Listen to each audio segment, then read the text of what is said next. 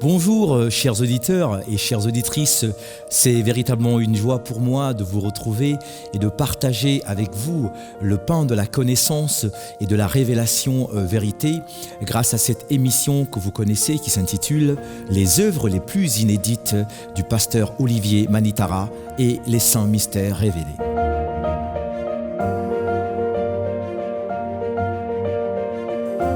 En effet, il faut le rappeler, toutes ces œuvres sont véritablement une bibliothèque dans laquelle vous trouverez les clés de la connaissance et du haut savoir, ce savoir qui va révéler les mystères et qui sont maintenant accessibles aux chercheurs véritables, c'est-à-dire celui qui veut sortir de l'esclavage du monde de l'homme. Ce monde, cet envoûtement collectif dont la plupart des humains sont victimes. Eh bien, celui qui veut sortir de cette oppression, de cette oppression des forces sombres pour entrer dans le chemin de l'éveil, dans le chemin de la connaissance, dans le chemin de la conscience en prenant sa vie en main par la force de sa volonté. Eh bien, aujourd'hui, mes chers auditeurs, je vous présenterai donc cette splendeur, cette beauté, cette œuvre magistrale qui s'intitule « La Bible essénienne » ou « L'oracle des temps nouveaux ». Un livre dont on ne peut expliquer la puissance, un livre dont on ne peut exprimer la puissance de ses bienfaits. On ne peut expliquer ce qu'elle apporte à tous ceux qui la possèdent. Par contre, on peut la voir, on peut l'écouter, on peut la respirer, on peut la goûter, on peut la toucher, on peut s'en approcher, on peut l'expérimenter tous les jours dans sa vie quotidienne comme étant une lumière qui va guider nos pas, comme étant un oracle qui apportera les réponses à toutes nos questions. Nous cherchons tous le bonheur, nous avons des rêves, mais nous avons aussi des frustrations. Nous recherchons tous les réponses à nos questions, les questions d'ordre existentiel telles que la vie, telles que la mort, telles que l'immortalité, notre existence finalement. Eh bien, des fois, on fabrique nous-mêmes nos propres souffrances ou alors on fabrique notre bonheur. Tout n'est qu'une question d'éducation et de loi. Il y a des lois pour le bonheur, mais il y a aussi des lois de la réussite, il y a des lois du malheur, il y a aussi des lois de la souffrance. On peut donc avoir une belle maison par exemple, mais ne pas avoir forcément un bon foyer, ne pas posséder un bon foyer. On peut avoir beaucoup d'argent et être riche, mais ne pas forcément être heureux. Tout est donc une question de loi. Donc d'une certaine façon, à travers les messages de ces psaumes de la Bible essénienne, nous allons pouvoir nous approcher véritablement de notre nature humaine. Nous allons nous connaître, bien entendu, notre nature spirituelle aussi. Nous allons apprendre les lois qui vont nous permettre de vivre tel que Dieu a voulu que nous puissions vivre sur la terre. Nous allons apprendre à mieux nous connaître dans nos défauts comme dans nos qualités. Un pas après un autre, nous allons finalement, en prenant le temps bien entendu de lire, de méditer cette Bible tous les jours de notre vie, nous allons finalement nous approcher de ce qu'on appelle la libération. Elle nous libérera, elle nous protégera, elle nous apportera la clarté, la lucidité, elle nous apportera la compréhension nécessaire pour être délivré finalement de la souffrance, pour être délivré de la maladie et même pour être délivré de la mort. Eh bien, à propos de cette Bible essénienne, il faut dire que la Bible essénienne est véritablement la bénédiction de Dieu lui-même pour notre époque. L'Esprit de Dieu a parlé aux Esséniens contemporains pendant 14 années successives et sans interruption par la puissance de l'Esprit, par la puissance de ce qu'on a appelé le ministère de la prophétie, en leur transmettant des messages sous forme de psaumes d'une importance capitale pour les générations présentes, pour les générations futures, mais surtout pour l'évolution de la terre et de l'humanité, au-delà de tout attachement, de toute appartenance à une religion, de toute appartenance à une culture, à un peuple ou une race quelconque. C'est pourquoi que vous soyez juif, que vous soyez chrétien, que vous soyez musulman, que vous soyez bouddhiste ou animiste, même si vous êtes païen, que vous soyez blanc ou noir, de l'Orient ou de l'Occident, c'est à vous en tant qu'être humain à qui la Bible essénienne s'adresse. Elle parle directement à l'âme de l'homme. C'est pourquoi elle peut être considérée comme étant la Bible des temps présents. On l'appelle aussi l'oracle des temps nouveaux.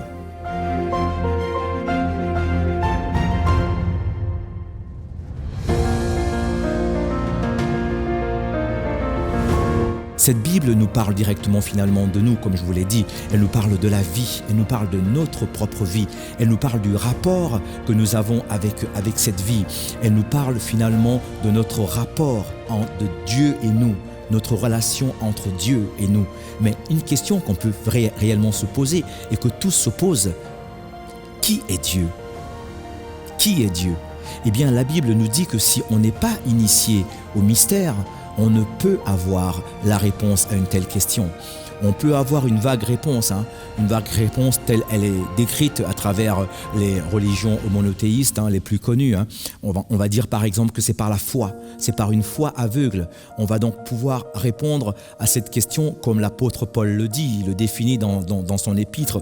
Il dit la foi est une ferme assurance des choses que l'on espère. C'est donc une croyance quelque part. Et donc d'une certaine façon, d'une certaine mesure, cela est vrai. Parce que la pensée, il faut le savoir, la pensée de l'homme, elle est créatrice. Si vous pensez fortement et si vous croyez à votre pensée, effectivement, elle peut faire apparaître des choses. Elle peut réaliser les choses. Par contre, il y a un doute. Si vous doutez, votre espoir, votre foi, votre croyance finalement devient vaine. En d'autres termes, la croyance, la foi, l'espoir ne suffisent pas pour garantir l'existence de Dieu, pour garantir la réponse à une telle question. En réalité, on ne peut définir Dieu. Parce que, comme l'a dit l'apôtre Jean, l'apôtre du Christ, Saint Jean, nul n'a jamais vu Dieu, mais le Fils qui est tourné vers le sein du Père nous l'a fait connaître. Et ce Fils, ce n'est pas seulement Jésus, comme les chrétiens le disent. Jésus, effectivement, il est le premier, il est le Fils, il est celui qui a ouvert le chemin. D'ailleurs, il a dit, je suis le chemin, la résurrection et la vie. Je suis le premier d'entre vous, je suis le premier-né. Ok? Eh bien, c'est ce Fils, c'est l'homme donc qui va tourner sa vision, ses sens, son être vers sa vie intérieure, vers le Saint des Saints, ce qu'on appelle vers le cachet, là où le Père se tient. Il a d'ailleurs dit, si vous voulez prier Dieu, entrez dans le cachet, dans ce cachet, Dieu se tient et vous allez le rencontrer. Eh bien, c'est cet être, c'est cet homme qui va tourner son être vers l'intériorité, finalement, qui va commencer à se connaître. Il va réaliser qu'en lui, il y a tout un monde réel qu'il ne voyait pas forcément. Et pourtant, ce monde existe. Et pourtant, c'est la réalité même de l'homme. L'homme va finalement découvrir que les pensées, que les émotions, que les désirs sont aussi réels que le corps et agissent bien entendu à travers lui. Il a donc une vie intérieure et dans la majorité des cas, c'est cette vie intérieure qui va déterminer la vie extérieure à laquelle il s'identifie. C'est pourquoi la Bible essénienne explique en fait, elle nous explique en définitive que percevoir sa vie intérieure en toute clarté, en toute lucidité, c'est déjà s'approcher de soi, c'est déjà s'approcher de son intimité. Et c'est là derrière l'intimité que se tient le mystère de Dieu. Ce mystère de Dieu finalement qui est la vie. Dieu est la source de la vie, il est la source de toute vie, il est l'origine, il est l'existence même, il est cette existence qui nous anime.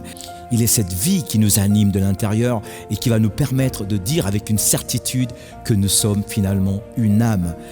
Nous ne sommes plus donc dans cette foi aveugle, nous ne sommes plus dans cette croyance ou simplement dans l'espoir, mais nous sommes dans une expérience, une expérimentation vivante. La foi va devenir la connaissance. Parce que nous venons de réaliser finalement que nous sommes une âme, que nous sommes animés. Animés par quoi? Animés par des pensées, par des sentiments, par des émotions, par des désirs. Notre âme est donc une partie de ce que nous sommes en réalité. D'accord? C'est donc cette vie qui nous anime de l'intérieur qui nous permet d'avoir une âme. Elle est aussi réelle que l'extérieur. Elle est aussi réelle que la vie qui nous entoure. Par exemple, tous les règnes visibles que nous connaissons, tous les règnes visibles sont aussi l'expression de cette vie. Les pierres, les plantes, les animaux, les hommes, mais aussi les règnes invisibles que nous ne connaissons pas forcément, c'est-à-dire les anges, les archanges et les dieux que nous ne connaissons pas. Mais par contre, la Bible essénienne va nous révéler ce mystère. La Bible essénienne dit donc qu'il y a sept règnes. Il y a les pierres, il y a les plantes, il y a les animaux, il y a les hommes, il y a les anges, il y a les archanges et il y a les dieux. Il y a sept vibrations les 7 vibrations du son que nous connaissons par exemple, les 7 notes majeures de la musique, le do, le ré, le mi, le fa, le sol, le la, le si finalement, qui sont les 7 notes de la sphère musicale qui constituent la portée de la musique.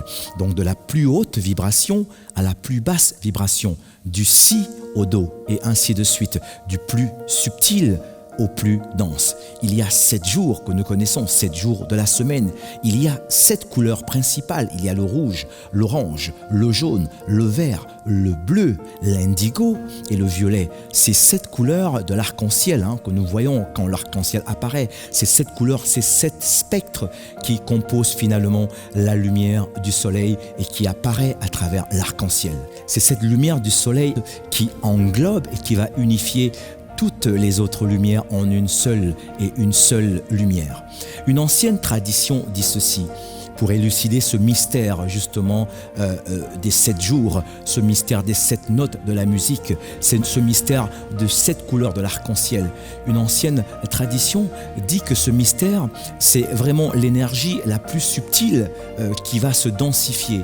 Elle dit donc c'est Dieu lui-même qui part et qui revient. Rien donc, rien ne peut vivre et exister en dehors de lui. Il est l'existence en toutes choses, il est la vie en toutes choses, il est la vie même.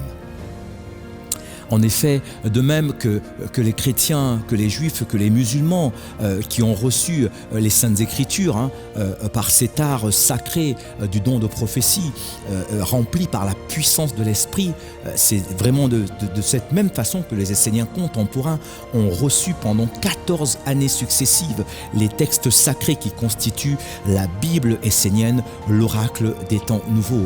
Cette Bible qui annonce finalement l'alliance de lumière scellée par Dieu avec l'humanité. Il ne s'agit pas d'une alliance seulement avec les Esséniens, il s'agit d'une alliance avec l'humanité future.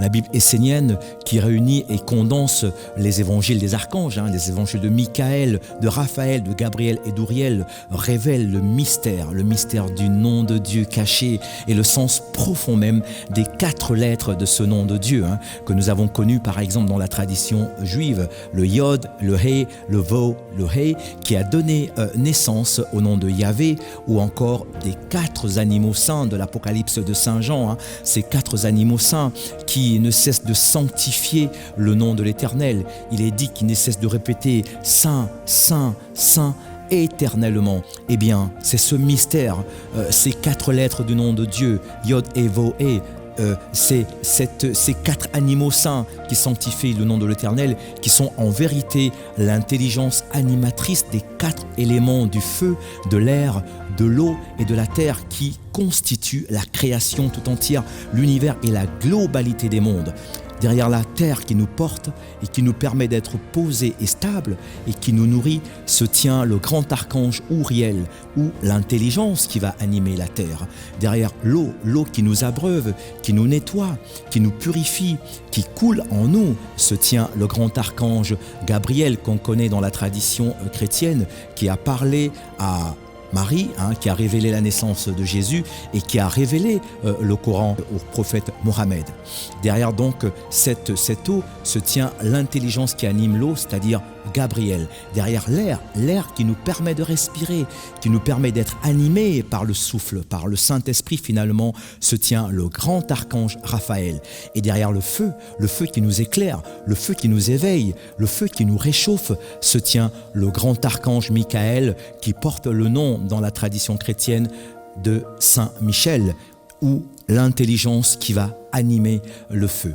Eh bien, cette nouvelle révélation divine ou perception de Dieu à travers les 4 visages n'est en aucun cas supérieure à celle du passé, celle qu'on connaît dans les religions. Bien au contraire, elle vient pour les compléter dans la perfection. Elle vient leur apporter un éclairage, elle vient leur apporter un renouveau dans lequel toutes les traditions et toutes les religions vont pouvoir désormais bénéficier et se réjouir parce que Dieu ne va plus demeurer un concept abstrait.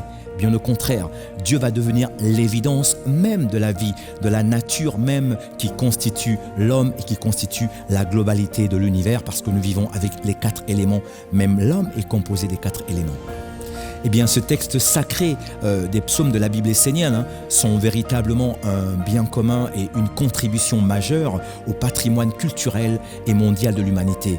Il est une œuvre humanitaire et écologique de premier plan, parce qu'en fait, il contient la force et la lumière dont l'humanité a le plus que jamais besoin pour se redresser et conduire la terre dans laquelle nous vivons vers sa véritable destinée et non vers la destinée où nous sommes en train de la conduire actuellement. Je vous invite donc à vous procurer cette splendeur qu'est la Bible essénienne à l'adresse à la boutique essénienne www.boutiqueessénienne.ca, collection déstockage. Et en plus, vous pouvez bénéficier, en plus de l'achat d'une Bible, vous pouvez bénéficier de 4 évangiles esséniens dont des sujets sont véritablement pertinents, avec une réduction de 50% pour les 4 livres. C'est véritablement une opportunité à saisir. Eh bien, ces évangiles sont la pensée créatrice, l'énergie créatrice de l'argent. Garder sa mémoire après la mort aux portes de la terre promise. Voilà, vous retrouverez ces livres au sein de la boutique essénienne à l'adresse www.boutiqueessénienne.ca, collection déstockage. Je vous invite donc de me retrouver sur ma prochaine vidéo des œuvres inédites d'Olivier Manitara, où je vous parlerai du livre qui s'intitule Enoch et les anges. Un livre extraordinaire où l'auteur va nous expliquer cette histoire du patriarche Enoch. Qui est-il Enoch et à quelle époque a-t-il vécu? Et bien entendu, il va nous expliquer l'histoire de la chute des anges, cette chute dont on parle dans certains écrits sacrés tels que la Bible chrétienne. Il nous expliquera aussi quel est ce lien que ces anges déchus ont pu tisser avec l'humanité. Alors, sur ce, je vous dis à bientôt et bonne lecture et bonne méditation de la Bible essénienne.